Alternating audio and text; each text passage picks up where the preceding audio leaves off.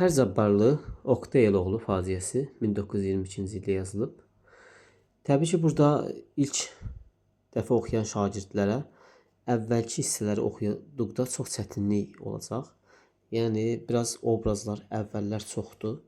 Amma mütləq deyil ki, elə ilk dəfə oxuda hamısının adı yadınızda qala və yaxud da hamısının dedikləri sözləri bir-bir xatırlayasınız. Bu mümkün də deyil. Təbii ki, bir neçə dəfə oxuyandan sonra lazım olan detallar yadınızda qalacaq. Bu əsərdə iştirak edən obrazlardır və elə əsərə başlayaq. Birinci pərdə, səhnənin arxası, solda Oktayın bəzənəcəyi. Remarkada görürsünüz ki, yəni teatrda baş verir hadisələr, aktyorlar geyimlərini geyirlər, hazırlıq gedir. Elə bil ki, tamaşa olacaq, ona hazırlıq gedir.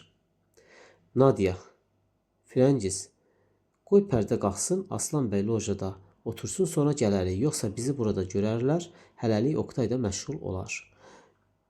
Firəngiz, yaxşı Nadia, bugün daha unutmayacağam, gələcəyəm. Nadia, mən səni gətirərəm, hələ gəl, gedirlər.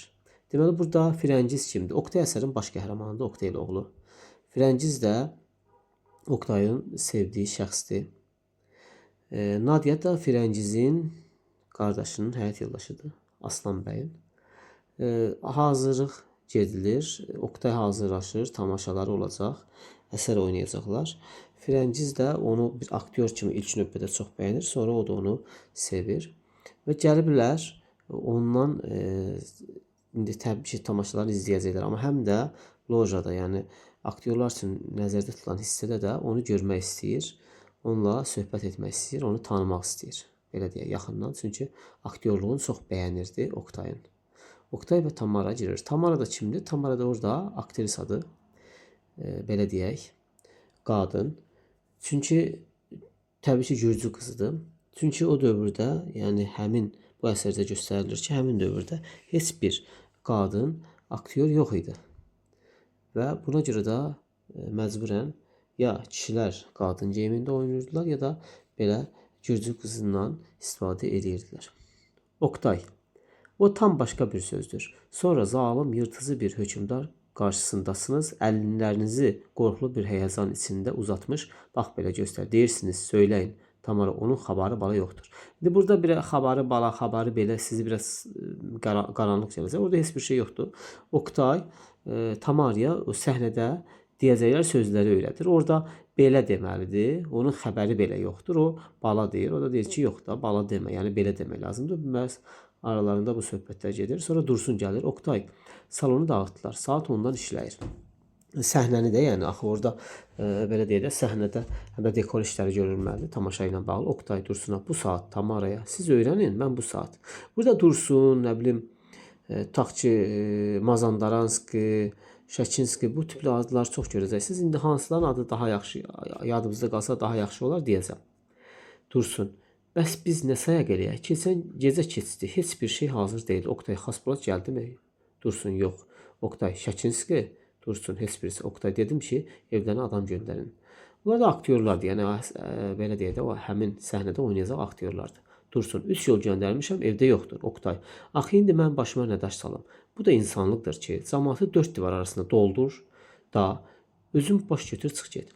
Axı bir anlamalıdır ki, onsuz da teatrdan qaçan xalqımızı yalvararaq bilet satdığımız 3-4 zavalını da qaçırırsınız. Deyir ki, belə şey olar, yəni mən bu onsuz deyir xalqımız, yəni teatra maraq yoxdur, azdır. İndi 3-4 nəfər bilet alıb onları da belə qaçırdaq. Yəni hər kəs ciddi yanaşmalıdır işinə, çox ciddi yanaşır Oktay işinə. Mazandaranski, Oktay, ant Renyor mənzil pulu istəyir. Deyir, pərdədən əvvəl mənim. Deyir ki, o da yəni arenda pulunu alan idi. Deyir ki, pərdədən əvvəl mənim icra pulum verilməlidir. Dursun. İndi nə etməli? Oktay, bəs Tabaranski hardadır? Get söylə, adamlar gəlməmiş adam tapsın. Mazandaranski, Rabaslər də dedi, hamısı getdilər. Yəni orada o icra pulu almaq istəyənlər çıxıb getirlər, o səhnəni də qurmurlar.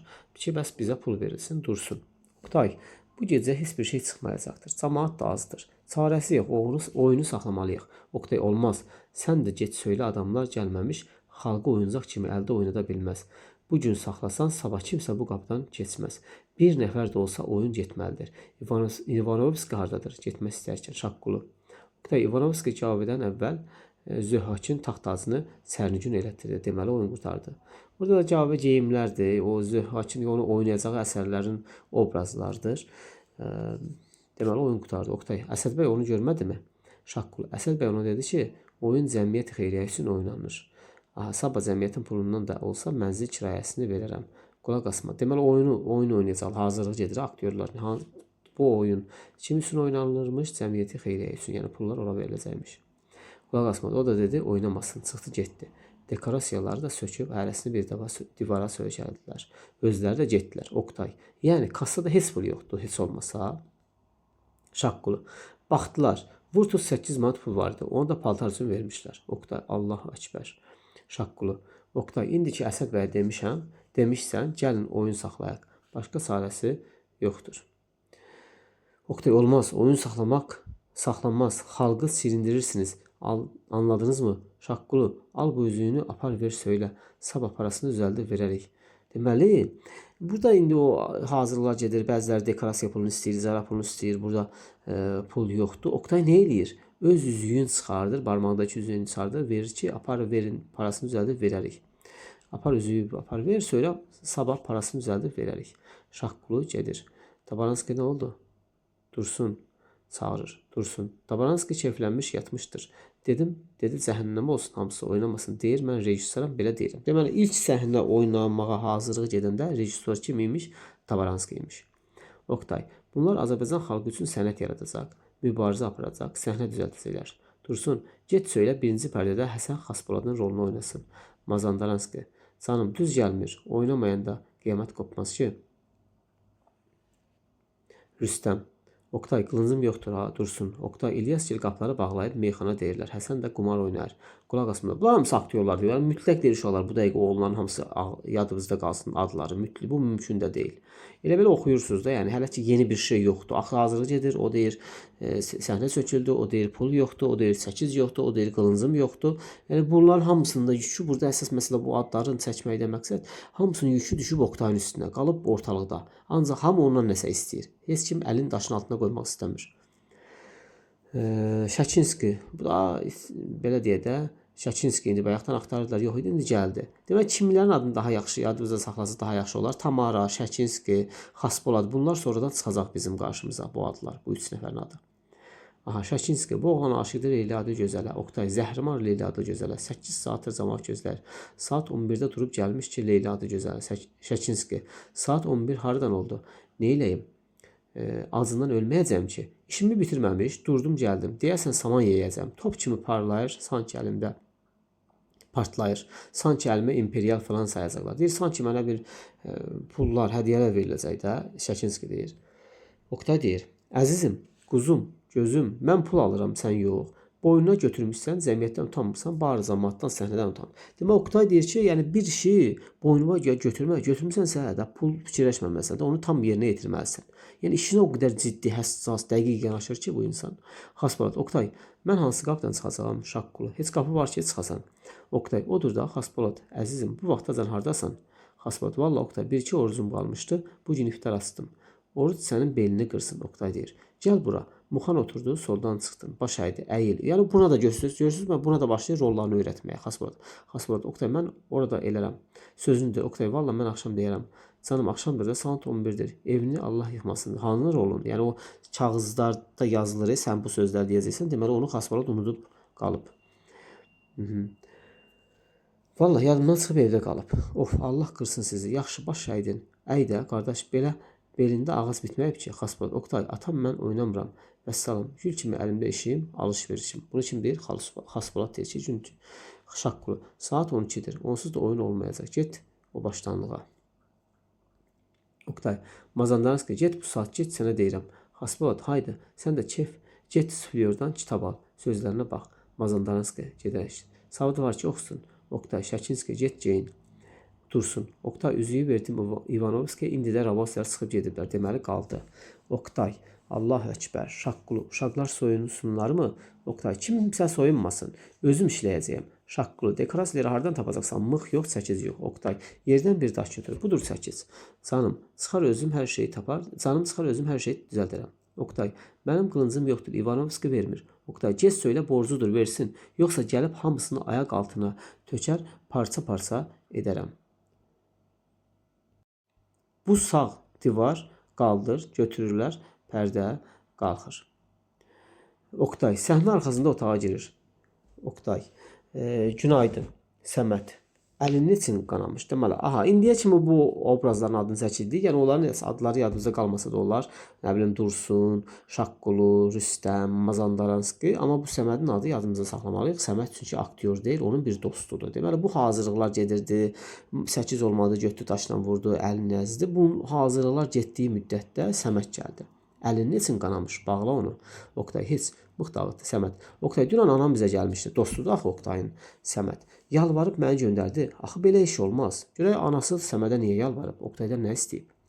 Oqtay, Səməd bəy, istərsiniz sözlərinizin hamısını əzbər söyləyim. Atadan sonra dükan bağlandı, malı dağıldı. Evə gec gəlirsən, çörək yox, bilmirəm, odun yox. Bunların hamısını bilirəm, nə etmək? Deməli, Səməd əvvəllər də deməli, artıq bunların bu haqda söhbəti olub. Oqtay da deyir, mən həmsini bilirəm, nə sən də demək istəyirsən. Yəni, öz vəziyyətlərin öz diliyinə deyilir. Deməli, dükanları var imiş əvvəl, o bağlanıb, mal dağılıb, evə gec gəlməyi, çörək yox. Bunları deyir Səmədə, deyir, sən mənə deyəcəksən, Səməd deyir. Dildə demək asandır. Bir ana, bir də naxoş qız qalmışlar başsız. Ana kimdir? Oqtayın anası. Naxoş qız kimdir? Oqtayın bacısı. Deməli, ata yoxdur, Oqtaydır, bir xəstə bacısı var. Bir dənə də xəstə deyəndə, yəni tez-tez xəstələnən, zəif bir uşaq. Bir də anası. Başsız qalıblar deyir. And içir, 3 gecədir xəstə uşaq qaranlıqda yatır. Neft almağa pul yox. Çox da bilirsən, çarə ki etmirsən, Oqtay deyir. Doğrudur. O zavallılar da fəqət edə bilmirəm. Çünki Səməd bəy, mən qocaman bir xalqı, onun səadətini, gələcəyini 2 nəfər qadının istirahətinə fəda edə bilmirəm. Təbii ki, burada siz çox qınayacaqsınız Oqtaya. Amma bunu belə deyək də, düzgün fikirlər olmamağı ilə mən də razıyam. Amma sadəcə olaraq həyatda elə insanlar var, fanatik, yəni hər şeyin dərinliyinə gedən, yəni özün, yaxınların birə nəyəsə görə qurban verməyə çalışan, bəziləri bunu dinə görə qurban verməyə çalışır, bəziləri təhsilə görə özün təmiz qurban verir. Oqtay da özün xalq üçün qurban verməyə, belə deyək də, hazır olan bir obraz idi. Onun üçün, yəni, xalq idi ancaq, teatr, mədəniyyət bu idi. Yəni, o ana, bacı, qohum, tanış yox. Ancaq xalqın gələcək inkişafı. Oqtayın ağlında bu idi. Deyir ki, çünki Səməd bəy, mən qocaman bir xalqı onun səadətini, gələcəyini 2 nəfər qadının istirahətinə fəda edə bilmərəm. Səməd, istirahət istəmirlər. Bir parça sürəyə nə deyirsən? Mən xalq deyə özümü şəhid edəcəyəm. Səməd deyir bunlara. Qiymət verən kimdir? Hətta doğma əmim bu gecə nişanlını özüyə verdi ki, mən arvad paltarı geyən bir adama qız vermirəm. Aha, deməli Oqtay nişanlıymış. Sən demə, onun da həmin o Səmədlə gəldiyi söhbət eləyir. Həmin gecədə əmisi də nişanını qaytarıb ki, bəs aktyorda axı istər-istəməz qadın paltarları geyinirlər. Çünki qadın obrazları yox idi. Deyir, mən elə bir insana qız verə bilmirəm. Deməli, həmin dövrdə teatra münasibət necə idi? Yuxarıdan aşağı baxırdı hamı. Niyə? Çünki, baxın, o aktyorlara baxın, işlərinə ciddi önəm vermirlər, necə də özlərini hörmət etmirlər. Bir dənə Oqtay da can yandıran, həm buna görə, həm də dövr, belə deyək də, savadsız insanlar çox idi. Aktyorlar hər hansı bir rolu ifa eləyirdi, rolu oynayırdı. O həmin rolun obrazına girirlər. İstər-istəməz ya qadın paltarı ilə, ya da hansı bir hərəkətlə. Bunu da cəmiyyət qəbul edə bilmirdi. Yəni, ona görə aktyorlara pis baxırdılar. Və əmisi də, deməli, Oqtayın əmisi qızla nişanlıymış, qaytarıb ki, bəs mən arvad paltarı geyinən, xanım, qadın paltarı geyinən birinə qızımı verə bilmərəm. Oqtay, mən heç bir şey istəmirəm. Mən bu yola gəlirkən xalqımdan altın taclar gözləmirdim. Deyir, mən heç də gözləmirdim. Qızıl taclar gözləmirdim. Mən o şeyi gözlərdim ki, onu da alıram. Səməd, mən də xalq üçün çalışıram. Cəmiyyətdə, upravada üzvəm. Fəqət elə işdir ki, adım sanım, yüz əranım, yoxsa xalq. Mən özümü unudacağım şeyi. Oqtay, xalq və mən. Bu iki söz bir yerə sığışdırılmır. Bu hissələr çox düşə bilər. Bu indi oxuduğum hissələr. Bu iki yerə sığışdırılmır. Sığışdırılmaz. Ya mən olmalıyam, mənim üçün xalq olmamalıdır, ya da o olmalıdır, mən olmamalıyam. Mən ikincini seçsim. Yəni, xalq olmalıdır, mən olmamalıyam. Və o gündən Oqtay bir şəxsiyyət olmaq üzrə yoxdur. O el oğludur. O böyük bir vahidin kiçik bir parçasıdır Oqtay. Səməd, Oqtay, çocuq olma, qubernatora. Deməli, İndi Səməd artıq təklifin deyir buna. Qubernatora deyir Dilmanc lazımdır. Ayda 70 manat donluq, yəni maaş verər, amma kənardan 7-800 gəliri var. Görürsüz, yəni burada Səməd artıq onu elə danışır ki, o rüşvətdən onu adi bir şey kimi. Çünki o da onun içindədir. Amma Oktay çox təmiz, saf bir insandır. Deyir ki, maaşın 70 manat. Amma əlavə gəlirin 7-800 gəliri var. Həm də cəmaət içində adın, hörmətin, düyü, yağ, minnətində minnət. Mən səni göstərdim. Dedim, Rüşdiyəni bitirmiş. Biz hardan bilirik bu Rüşdiyə məktəbini bitirib? Səmədin dili ilə, Oktayın oranı bitirməyini. İdraçlı, Rusca, Azərbaycanca gözəl savadı. Budur yalvardı ki, göndər gəlsin. Axır ki, düzəltmişəm. Oktay, çox razıyam Səməd bəy. Səməd, sənət sevirsənsə, yəni qəbul etmir. Deyir, onda yaxşı, sənəti sevirsənsə, eşitdim ki, səni böyük bir pul ilə Rus səhnəsinə salırlar. Get, həm təqdir olunursan, həm pulun. O vaxta qədər xalq onlarsa işlər yoluna düşərsə qalıb. Bir yaxşı, bu işi qəbul etmədim. Bu dilmançlığı qəbul etmədim. Onda Rusiya teatrına sənə dəvət var da, qəşəng hörmət eləyicilər, pul qazanacaqsan. O nə zaman ki bizim bu cəmiyyətə düşərlər, onda qayıdıb gələrsən. Oktay nə deyir? Ha. Aldanırsan Səməd bəy. Aldanırsan.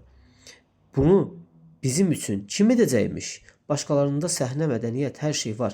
Bizdə yox. Yaşamaq istəyirsək, yaratmalıyıq. 20-ci əsrin təkamülünə qarşı bu yazıq xalqı tək buraxıb qaçmağa kim özünə layiq bilirsə bilsin. Deyir, mən bu xalqı tək qoyub 20-ci əsrin inkişafına qarşı bu xalqı tək qoyub qaça bilmirəm. Kim özünə layiq bilir, çıxsın getsin. Amma mən xalqı düşünürəm. Şaqqulu. Oktay, bir dəstə adam gəldi. 20 nəfərədək yaxşı geyinmiş, hamısı da bilet aldı. Səməd, Oktay, mən gedirəm. Ağlını topla. Həm çalışacaq, həm də ac qalacaqsan. Həm də xalq sənə güləcək, arsız oyunbaz deyəcəklər. Oktay, Səməd bəy, gedin. Mən heç bir zaman sizə dəyməyəcəyəm. Aha, yəni mən bir mübarizəm, cəbhəm bu. Yolum görürəm. Çox ağır. Qoy mənə gülsünlər, anlamasınlar, söysünlər. Fəqət mən bu dərin uçurumları keçəcək, keçilməz dağları, sıldırım qayaları çeynəyib parlayacaq və bu keşməkeşlər arasında bir səhnə, yoxdan bir var yaradacağam. Səməd, fəqət indilik anan, yazıq bacın, Oktay. Bacım da xalqdan biridir. Onlar da xalq özü düşünər. Aha, deyir ki, yazıq anan, bacın, deyir, yox, mən onu xalq düşünsün də, mən niyə düşünüm yəni? Mən xalqıma özümü qurban vermişəm. Biraz mücərrət fikirlər var. Səməd, aldanırsan Oktay, hər halda görüşərik. Gedir, Mazandaranski gəlir. Mazandaranski, Oktay, 4 nəfər çadralı müsəlman qadını gəlmiş, örtülü lojada oturmuşlar. Ha, indi artıq sevinirlər. Yavaş-yavaş qadınlar, 1-2 qadın gəlir teatra, bu aktyorlar da artıq sevinir. Şaqqulu, yox ha, bir baxım, tələsik qaçır. Mazandaranski, Oktay, hanı o uşağı? Hanı o? Kağız, hanı o? Şaqqulu, kim verdi? Səhnəyə getməyəcəksən ki? Mazandaranski, bir rus qızı, yoldaşı da var. Şaqqulu, elə onlardır, gördün, amma hayf onları müsəlman bilmişdim. Bir baxsana. Mazandaranski, sən qapıya bax, oxu. Yəni burada sevinirlər, artıq qadınlar da teatra gəlir. Artıq bunlara xoşuna gəlir. Mazandaranski, sən qapıya bax, oxuyur. Möhtərəm Oktay əfəndi, məharətiniz məni çox sevindirir. Sizinlə görüşməyə müsaidə edəcək olursanız məmnun oluram. Firəngiz, çıx. Daha bura sənin yerin deyildir. Oktay gəlir. Bir rus qızı verdi. Aha. Deməli Oktaya artıq məktub göndərilir.